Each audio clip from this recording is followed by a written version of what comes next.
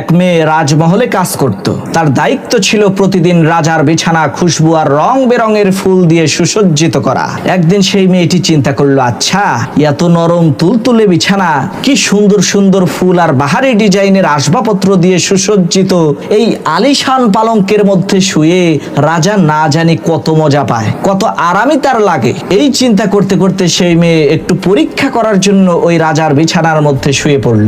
দুর্ভাগ্যবশত মাত্র 2 মিনিটের মধ্যে ওই মেয়েটার চোখে ঘুম চলে আসলো। রাতের বেলায় যখন রাজামশাই বিশ্রাম নিতে আসলেন, এসে দেখেন তার বিছানার মধ্যে চাকরানী মহিলা ঘুমিয়ে আছে। এই দৃশ্য দেখা মাত্রই রাজার মাথায় আগুন ধরে গেল। তৎক্ষণাৎ রাজামশাই সিপাহীদেরকে হুকুম করলেন, এই চাকরানীটাকে চাবুক দিয়ে আঘাত করো। রাজার কথা অনুযায়ী সিপাহীরা ওই মেয়েটাকে ধরে এনে চাবুক দিয়ে আঘাত করতে লাগলো।